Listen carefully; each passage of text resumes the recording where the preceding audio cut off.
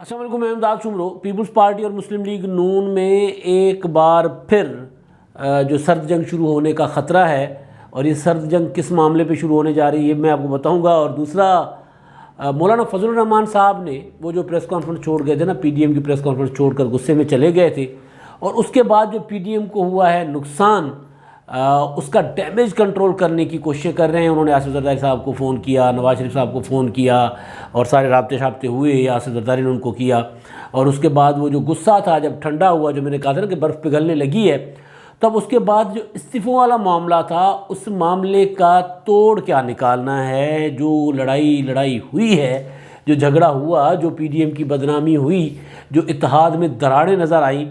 اس کو اب کیسے، اس ڈیمیج کو کیسے کنٹرول کیا جائے، اس کے لیے مولانا فضل الرحمان صاحب جو ہیں وہ تگودو کر رہے ہیں۔ اور کل ان کی ملاقات ہے مریم نواز سے جاتی عمرہ میں، اور اس ملاقات کے ایجنڈا کیا ہے یہ میں آپ کو بتاؤں گا کہ مولانا صاحب کیوں آ رہے ہیں۔ اس کی ہم نے خبر نکال لی ہوئی ہے ایڈوانس میں ہی، کیونکہ جب اتنی بڑی شخصیات ملتی ہیں تو پھر ایجنڈا طے ہوتا ہے۔ ایسے تو ظاہر دونوں کو، نہ مریم صاحبہ کے پاس اتنا وقت ہوگا، نہ مولانا صاحب کے پاس کہ ایسے ہی آ کے گپ شپ لگانے کے لیے، لہٰذا وہ ایک دوسرے کو پہلے تیاری کرنے کی، یا وہ ایک دوسرے کو بتا دیتے ہیں کہ جناب ارادہ کیا ہے، ہم کس ایجنڈا کے تحت آ رہے ہیں، تاکہ دونوں طرفین کی تیاری جو ہے وہ مکمل ہو۔ تو کیا ایجنڈا ہے وہ میں گزارش کروں گا، اور آخر میں ہمارے جو دیکھنے والے ہیں مہربان، جو اپنی وقت نکال کر نہ صرف ویلاگز دیکھتے ہیں بلکہ کمنٹس کرتے ہیں، ان کی چند باتیں ہوں گی۔ تو جناب، پیپلز پارٹی اور مسلم لیگ نون میں محاذ آرائی یا سرد جنگ، اس کو محاذ آرائی تو نہیں کہہ سکتے، سرد جنگ کا ایک اور موقع آ گیا ہے، ایک اور جگہ آ گئی ہے جہاں دونوں جماعتیں دوبارہ ایک دوسرے کے ساتھ محاذ آرائی میں جا سکتی ہیں۔ یہ جگہ کیا ہے، یہ معاملہ کیا ہے، موقع کیا ہے؟ بھائی فیصل ووہٹا صاحب یاد ہے نا، فیصل ووہٹا صاحب کمانڈو، انہوں نے نااہلی سے بچنے کے لیے قومی اسمبلی NA-249 کراچی سے انہوں نے ریزائن کر دیا تھا۔ بالکل اسی دن ریزائن کیا تھا جس دن انہوں نے یوسف رضا گیلانی کے خلاف حفیظ شیخ کو ووٹ دیا تھا سینٹ کے انتخابات میں۔ کوئی پتہ نہیں کس کو دیا ہو سکتا ہے گیلانی صاحب کو دے دیا ہو، لیکن خیر خفیہ ووٹ ہے نا بھائی، کیا پتہ کس نے ووٹ دیا۔ پی ٹی آئی کے ووٹ تو کم ہو گئے تھے نا، تو جب کم ہو گئے ووٹ تو پھر پی ٹی آئی کے وہ جو 180 تھے، 180 میں سے 180 پر ہی شک گزرتا ہے کہ بھائی کس نے ووٹ دیا ہو۔ تو بہرحال وہ فیصل ووہٹا صاحب نے وہ نشست خالی کی تھی، قومی اسمبلی سے استعفیٰ دیا تھا، تو وہاں پر اب ہونا ہے ضمنی انتخابات۔ اب یہاں پر مسلم لیگ نون جو ہے وہ پیپلز پارٹی کے ساتھ انہوں نے ملاقات کی ہے، چیئرمین پیپلز پارٹی کے ساتھ بلاول بھٹو زرداری کے ساتھ۔ کچھ دنوں سے وہ بیان بھی ان کے چل رہے ہیں، مطالبہ چل رہا ہے کہ جناب کیونکہ یہاں پر جو رنر اپ ہم تھے، یہ نشست پر دوسرے نمبر پر ہم آئے تھے، فیصل ووہٹا کے بعد شہباز شریف صاحب نے زیادہ ووٹ لیے تھے۔ شہباز شریف صاحب نے زیادہ، یا شہباز شریف صاحب کے ووٹ کم کر دیے گئے تھے۔ کراچی والے کہتے ہیں کہ جناب ہاں تو الیکشن ہوا ہی نہیں تھا،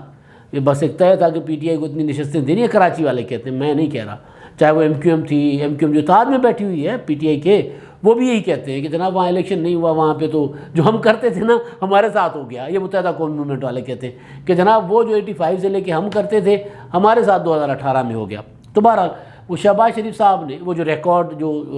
سرکاری نتائج کے مطابق شہباز شریف نمبر 2 پر تھے، اور سیٹ جیتی تھی فیصل ووہٹا صاحب نے۔ تو لہٰذا مسلم لیگ نون کا یہ مطالبہ ہے پیپلز پارٹی سے کہ یہ سیٹ جو ہے یہاں پر آپ ہمارے مقابلے میں کینڈیڈیٹ کھڑا نہ کریں۔ پیپلز پارٹی نے کوئی ہاں بھی نہیں کی، نہ بھی نہیں کی۔ البتہ پیپلز پارٹی نے یہ ضرور کیا کہ انہوں نے ایک جو پروسیجر ہوتا ہے کہ ایک نوٹیفیکیشن جاری کیا، پارٹی کی طرف سے ایک سرکولر جاری کر دیا کہ NA-249 پر جو کینڈیڈیٹس، جو لوگ انتخابات لڑنے کے خواہش مند ہیں پارٹی کے، وہ اپنے درخواستیں جمع کروا دیں، اور وہ پھر پارلیمنٹری بورڈ ہوتا ہے پیپلز پارٹی کا۔ تو فرحت اللہ بابر صاحب نے یہ نوٹیفیکیشن جاری کیا تھا، وہ پھر اسلام آباد میں پیپلز پارٹی کا جو مرکزی دفتر ہے وہاں جاتے ہیں وہ، یا پھر زرداری ہاؤس ایک ایڈریس دیا جاتا ہے، تو وہ ایک پروسیجر انہوں نے شروع کیا۔ تو مسلم لیگ نون کو ٹنکی کہ بھائی اب یہ تو ایک ایگریمنٹ تھا پی ڈی ایم کے اندر، تو یہ تو اس ایگریمنٹ کے اگینسٹ بات چلی جائے گی کہ آپ جو ہے وہ، کیونکہ پی ڈی ایم میں ایک انڈرسٹینڈنگ ہوئی تھی جس پہ میں نے قمر زمان قاہرہ صاحب سے بھی بات پوچھی ہے، مجھے تھوڑا سا اس میں ڈاؤٹ تھا۔ مسلم لیگ نون والے یہ کہہ رہے ہیں کہ انڈرسٹینڈنگ کے مطابق جو رنر اپ ہوگی جماعت جس بھی حلقے پر، یا جو جیتی ہوگی، یعنی جس کا حلقہ خالی ہوا ہوگا، یعنی جیتا ہوا M N A M P ہوگا، یا اس کو وہ نشست دی جائے گی، یا پھر نمبر 2 پر جو جماعت ہوگی اس کو دی جائے گی، اور ساری اتحادی جماعتیں اس کے سامنے کینڈیڈیٹ نہیں کھڑا کریں گی۔ تو یہ مسلم لیگ نون کا خیال تھا، اور میرا خیال تھا کہ شاید ایسا نہ ہو، کیونکہ نوشہرہ میں وہ جو تھا وہاں پر کھڑا کیا تھا مسلم لیگ نون نے کینڈیڈیٹ، اور وہاں پر اے این پی کا بھی تھا، این پی نے بھی الیکشن لڑا تھا۔ تو میرا خیال تھا کہ کہیں کوئی چیز کنفیوزڈ ہے، تو میں نے قمر زمان قاہرہ صاحب کو فون کیا، ان سے رہنمائی لی، تو انہوں نے کہا نہیں، مسلم لیگ نون بالکل ٹھیک کہہ رہی ہے، اور رنر اپ ہی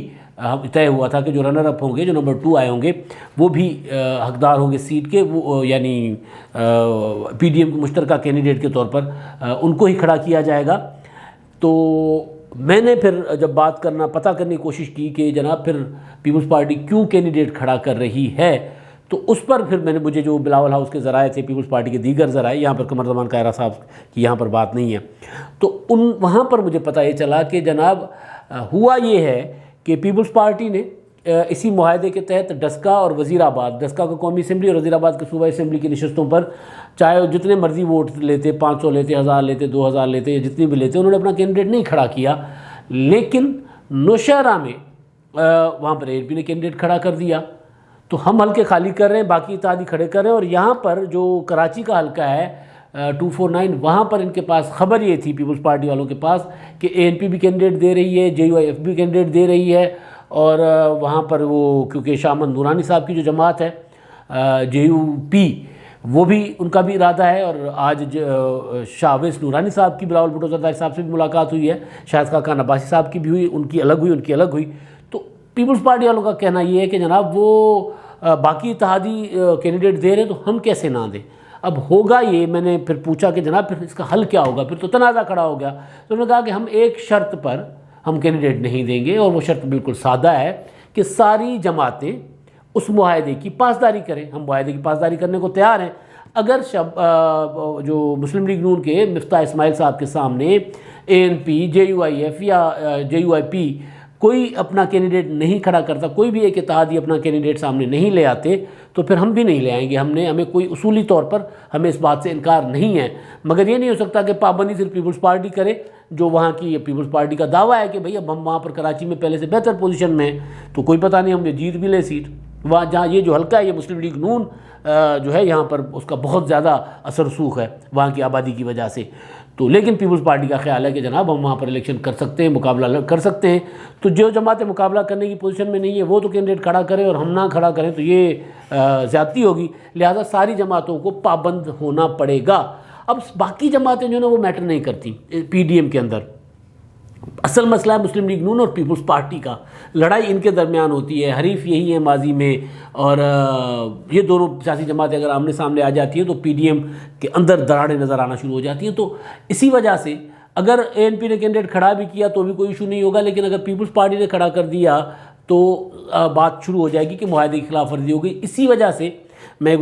میں نے آغاز یہی سے کیا کہ پیپلز پارٹی اور مسلم لیگ نون میں دوبارہ سرد جنگ یا محاذ آرائی کھڑی ہو سکتی ہے۔ اب یہ جو پیپلز پارٹی کہہ رہی ہے، جو فارمولہ طے ہوا ہے، اس فارمولہ کے تحت آپ آ جائیں، بسم اللہ، ہم آپ کی سپورٹ بھی کریں گے، ووٹ بھی کرائیں گے، اور آپ کے کینڈیڈیٹ کے سامنے کینڈیڈیٹ بھی نہیں کھڑا کریں گے۔ اب دیکھیں A N P, J U I F اور باقی کیا کرتے ہیں۔ اگر باقی کینڈیڈیٹ کھڑے کرتے ہیں تو پھر یہاں سے ظاہر ہے حکومت کا کینڈیڈیٹ جو ہے وہ پی ٹی آئی کے وہ بھی آئیں گے، ادھر پی ڈی ایم کے 4 5 7 کینڈیڈیٹس ہوں گے، تو پھر الیکشن تو بہرحال وہاں پر پی ٹی آئی اب کراچی میں اس طرح رہی نہیں۔ پی ٹی آئی کا جو حشر ہو گیا نا کراچی میں، وہ کامران خان کے آپ ٹویٹ نہیں دیکھ رہے کہ جناب کراچی سے پی ٹی آئی تحلیل ہو گئی، صفایا ہو گیا ہے، ایم کیو ایم بھی وہاں پر نہیں رہی، تو پیپلز پارٹی کراچی کو کھا جائے گی، لہٰذا بچا لو وزیر اعظم عمران خان صاحب، کراچی پہنچو۔ ان کے پرانے ٹویٹس دیکھ لیں۔ تو بہرحال تو یہ ہے جناب ایک معاملہ۔ اب دوسرا معاملہ، اصل جو سب سے بڑا معاملہ ہے، وہ ہے جناب وہ جو پی ڈی ایم کے 16 مارچ کے اجلاس میں جو ہنگامہ ہوئی تھی، وہ جو دھیگا مشتی ہوئی تھی، جس کے بعد مولانا فضل الرحمان صاحب یوں چھوڑ کر چلے گئے تھے پریس کانفرنس، بلکہ کی نہیں تھی، آغاز ابتدائیہ دیا اور اس کے بعد نکل گئے غصے میں، اور پھر پتہ کیا چلا کہ جناب کیا ہوا، تو وہاں پر جو اندر اجلاس کے اندر جو چیزیں تھیں، پیپلز پارٹی پر شک کیا گیا، اور شک بجا تھا کہ پیپلز پارٹی کے کچھ لوگوں نے وہ جو اندر باتیں چل رہی تھیں وہ ایڈوانس میں میڈیا کو دے دی تھی، ایڈوانس میں۔ تو ابھی آصف زرداری صاحب کی تقریر نہیں ہوئی تھی اور پہلے ہی میڈیا پر چل رہی تھی، جس پر غصہ آیا تھا مولانا صاحب کو بھی اور نواز شریف صاحب کو بھی۔ کہ وہ جس میں کہا تھا کہ جناب اگر استعفے ہم سے لینے ہی ہیں تو پھر پہلے میاں صاحب پاکستان آئیں نا، یہاں پر ہم جیل کاٹیں اور وہ باہر بیٹھے رہیں مزے کریں، آصف زرداری صاحب کو کے حوالے سے جو باتیں میڈیا میں چلی تھی. تو غصہ تو وہ تھا، لیکن بہرحال استعفوں والا معاملہ میں نے آپ کو بتا بھی دیا ہوا ہے کہ استعفے والا معاملہ مسلم لیگ نون اور مولانا فضل الرحمان صاحب بھی پہلے طے کر کے آئے تھے کہ جناب استعفوں کی شرط رکھیں گے، زرداری صاحب شرط نہیں مانیں گے، لانگ مارچ کی ہماری تیاری ہے نہیں، لہٰذا ہم لانگ مارچ ملتوی کر دیں گے. لانگ مارچ ملتوی ہونا تھا ذرا کوئی اچھے نوٹس پر، لیکن کسی اچھے موڈ میں احسن طریقے سے ملتوی ہونا تھا. لیکن وہ جو لیک ہوئی خبر آصف زرداری صاحب کی ایڈوانس میں لیک ہوئی، اس کی وجہ سے ذرا ماحول گرم ہو گیا، تو پھر وہ ذرا احسن طریقے کے بجائے ذرا بدمزگی کے ساتھ لانگ مارچ ہوا ملتوی. اب مولانا فضل الرحمان صاحب جو ہیں وہ کل آ رہے مریم نواز صاحبہ کے پاس. میں نے پتہ کرنے کی کوشش کی کہ اب کیا ہے، مطلب کیا ہوگا اس میں. پیپلز پارٹی کو نکال دیں گے، یہ کریں گے کہ جناب پیپلز پارٹی میں استعفے نہیں دیتی تو ان کو نکال دیں، ان سے قطع تعلق کر لیں اتحاد میں. تو جواب ملا نہیں. اب درمیانہ راستہ، وہ جو کل میں نے گزارش کی تھی نا کہ درمیانہ راستہ، اب درمیانہ راستہ کیونکہ یہ احساس مولانا صاحب کو بھی ہو گیا ہے، یہ احساس مریم نواز صاحبہ کو بھی ہو گیا ہے، اور ایک چیز تو مسلم لیگ نون نے گین کی، ایک فائدہ مسلم لیگ نون کو پہنچا کہ جناب وہ ان کی بلے بلے ہو گئی کہ جناب وہ استعفے دے رہے ہیں اور آصف زرداری پیپلز پارٹی گندے ہو گئے. اور وہ نواز شریف صاحب کا ٹارگٹ بھی تھا، وہ ٹارگیٹڈ ایک ایفرٹ تھی کہ استعفوں کی شرط رکھیں گے، آصف زرداری نہ کریں گے. اس کے بعد پھر میڈیا میں تبصرے ہونے شروع ہو جائیں گے کہ آصف زرداری کی ڈیل ہو گئی ہے، پیپلز پارٹی ہمیشہ کی طرح دھوکہ کر رہی، یہ کرے وہ کرے، وہ چل بھی رہا ہے. ایک بڑے صحافی کا آج آرٹیکل بھی چھپا ہوا ہے. تو خیر یہ کرنا تھا، اور وہ آرٹیکل کہاں سے چھپا ہے، انفارمیشن کہاں سے آئی، وہ میرے تک بھی آئی تھی کہ جناب یہ چل رہا ہے. خیر تو وہ جناب نواز شریف صاحب نے اس کا فائدہ بھی لیا، اس کا ہوا، لیکن اس کا نقصان یہ ہوا کہ نواز شریف صاحب اگر پی ڈی ایم ٹوٹتا ہے تو اس کا نقصان سب سے زیادہ، میں پہلے بھی کہہ چکا تھا کہ پیپلز پارٹی کو نہیں ہوگا. پیپلز پارٹی بدنام تو ہے ہی نا، تو پیپلز پارٹی کے پاس حکومت بھی ہے بدنامی کے ساتھ سندھ میں. پنجاب میں پیپلز پارٹی کے پاس کیا ہے، بگ زیرو. پیپلز پارٹی پنجاب میں نہیں ووٹ لے گی نا، تو پیپلز پارٹی کا نقصان نہیں ہوگا. اگر اتحاد ٹوٹتا ہے تو مسلم لیگ نون کا نقصان ہوگا. پھر عمران خان صاحب 5 سال، پھر وہ جو میں نے آپ کو یاد ہوگا میں نے کہا تھا کہ پی ڈی ایم کے پاس سرنڈر کرنا کوئی آپشن نہیں ہے، کچل دیں گے ان کو، پھر سارے حکومت بھی کچل دے گی، عمران خان صاحب اور زیادہ تگڑے ہو کر سامنے آئیں گے اور پھر یہ مقابلہ نہیں کر پائیں گے اکیلے اکیلے عمران خان صاحب کا. تو وہ جو نقصان ہوا نا اتحاد ٹوٹنے کے تاثر کا، وہ اب نواز شریف صاحب چاہ رہے ہیں وہ کنٹرول ہو. اب اس کا حل ایک یہ ہے کہ پیپلز پارٹی سوچ رہی ہے 4 اپریل کو پیپلز پارٹی کی جو ہوگی سی، اس میں ممکن ہے کہ پیپلز پارٹی بھی کہیں نہ کہیں اپنے رویے میں لچک دے. لیکن ایک آپشن اب دوبارہ وہی والا جو پیپلز پارٹی کہہ رہی تھی اب یہ ادھر سے جائے گا. وہ یہ ہوگا کہ اچھا چلیں ہم آپ سے ابھی استعفے نہیں مانگتے، عید کے بعد ہم لانگ مارچ کرتے ہیں، لانگ مارچ کے بعد ہم استعفے دے دیں گے. جو پیپلز پارٹی کہہ رہی تھی بھائی ایٹم بم میں آخری آپشن کے طور پر استعمال کریں. تو ممکن ہے جو ایجنڈا ہے وہ یہ ہے کہ مولانا صاحب اور مریم نواز صاحبہ کل اس بات پر ڈسکس کریں گے کہ کیا اس آپشن پہ بھی دیکھا جا سکتا ہے اور اس کو کس طرح پریزنٹ کیا جائے، تاکہ یہ بھی نہ ہو کہ ہم نے پیپلز پارٹی کے سامنے گھٹنے ٹیک دیے، تاکہ یہ بھی نہ ہو کہ پیپلز پارٹی ٹھیک تھی اور ہم غلط تھے، تاکہ کوئی ایسا تاثر ملے کہ جناب اب یہ جو ہے وہ ہم نے اپنی بات منوا لی ہے اور استعفے نہ بھی ہوں لیکن تاثر یہ جائے کہ ہم نے استعفے لے لیے ہوئے. تو اس طرح کا ایک درمیانہ سا کوئی راستہ مسلم لیگ نون کے انتہائی اہم رہنما نے کہا کہ بالکل جو استعفوں والا معاملہ ہے وہ اچانک کہیں سے سامنے آ گیا تھا. شرط جو تھی وہ خود ایک بڑے لیڈر ہیں وہ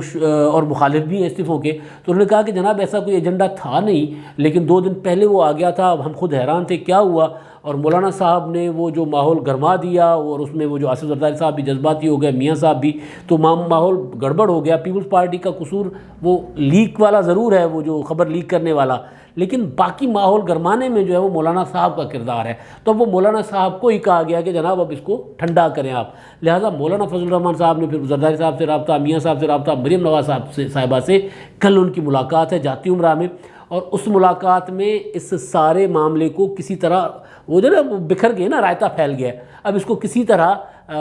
بہتر طریقے سے، کوئی احسن طریقے سے کوئی ایسا حل نکالنا چاہ رہے ہیں تاکہ پیپلز پارٹی کی بھی رہ جائے،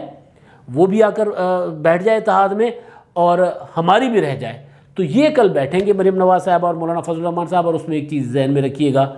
کہ استعفے ایٹم بم کے طور پر آخری آپشن ہی رہیں گی.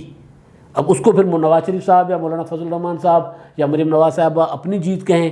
یا اس کو پیپلز پارٹی کی ہار کہیں، جو بھی کہیں، لیکن یہ اس طرف معاملہ جا رہا ہے. اب جی آخر میں بات اپنے کرم فرماؤں کی.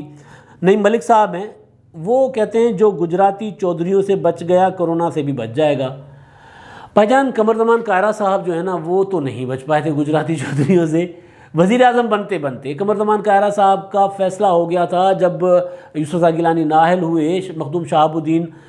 کا ادھر کاغذات نامزدگی جمع ہوئے اور ادھر ان کا نام ECL میں ڈل گیا، افتخار چودھری صاحب نے ان کو ایک مقدمے میں جو ہے وہ طلب کر لیا، ان کی گرفتاری وارنٹ جاری ہو گئے، تو اینٹی نارکوٹکس وغیرہ سے وہ اگر میں ادارہ غلط نہیں کوٹ کر رہا تو ظاہر ہے پیپلز پارٹی تو پریشان ہو گئی تھی کہ جناب ہمارا وزیر اعظم جو کینڈیڈیٹ ہے وہ اندر ہو جائے گا تو ہمیں ایک تو نہیں چاہیے۔ پھر انہوں نے فوری طور پر آصف زرداری صاحب کے ساتھ اور خورشید شاہ صاحب بیٹھے ہوئے تھے، اور اس میں بات یہ ہوئی کہ اب ہم کس کو کینڈیڈیٹ بنائیں، تو خورشید شاہ صاحب نے، اچھا کائرہ صاحب بھی بیٹھے ہوئے تھے، خورشید شاہ صاحب نے کہا کہ بندہ کوئی ایسا ہو جو بالکل صاف ستھرا ہو، جس پر ان کے پاس کوئی چیز نہ ہو، تب جا کر ہم یہ الیکشن جو ہے وہ وزیر اعظم کا کینڈیڈیٹ سامنے لائیں، اور پھر ہم یہ الیکشن جو ہے ان کو ہم یعنی افتخار چودھری صاحب کی عدالت کا سامنا تھا نا، عدالتیں جب سیاست کرتی ہیں تو دیکھیں کتنی سیاست کرتی ہیں، تو انہوں نے اپنا زرداری صاحب نے کمرے میں ادھر ادھر دیکھا، انہوں نے کہا بیٹا کائرہ صاحب آپ اپنے کاغذات جمع کروائیں۔ کائرہ صاحب حیران پریشان، انہوں نے کہا میں ہاں جی آپ جمع کروائیں۔ کائرہ صاحب کا فائنل ہو گیا، اوکے جی زبردست، کائرہ صاحب کے کاغذات جمع ہو گئے، چودھری برادران نے کہا جناب ادھر ہم ووٹ نہیں کریں گے۔ قمر زمان کائرہ گجرات سے، ہم بھی گجرات سے، وہ لالا موسیٰ سے، تو یہ تو اب اگر قمر زمان کائرہ صاحب آئے وزیر اعظم بنے تو ہماری سیاست تو گئی، تو ہم نے ان کو ووٹ نہیں کرنا، چودھری برادران کے ووٹ کے بغیر تو پیپلز پارٹی وزیر اعظم بنا نہیں سکتی تھی، تو تب تو چودھری برادران قمر زمان کائرہ صاحب ان سے نہیں بچ سکے تھے۔ اب وزیر اعظم عمران خان صاحب کا مسئلہ ہے، اللہ ان کو کرونا سے صحت تندرستی دے، چودھری برادران جہاں سے ہدایت لیتے ہیں وہاں سے عمران خان صاحب کے لیے ابھی کوئی ایسا فیصلہ نہیں آیا کہ وہ ان سے نہ بچ پائیں۔ ہاں قمر زمان کائرہ صاحب نہیں بچ پائے تھے۔ ناصر چودھری صاحب ہیں جناب، وہ کہتے ہیں کہ اللہ تعالیٰ عمران خان کو صحت کاملہ اور ہدایت دے کہ وہ ملک کی جان چھوڑیں۔ انشاءاللہ جی اللہ وزیر اعظم صاحب کو بہت جلد صحتیاب کریں گے، باقی آپ کی خواہش ہے۔ اور میں نے ایک بات، میں جب اپنا ویلاگ پچھلا دیکھ رہا تھا جس میں وزیر اعظم صاحب کی کورونا میں مبتلا ہونے کی میں نے وہ جو خبر تھی اس پر ڈسکس کیا تھا، تو لوگوں کا جو غصہ ہے، ایک گزارش یہ ہے کہ جناب وہ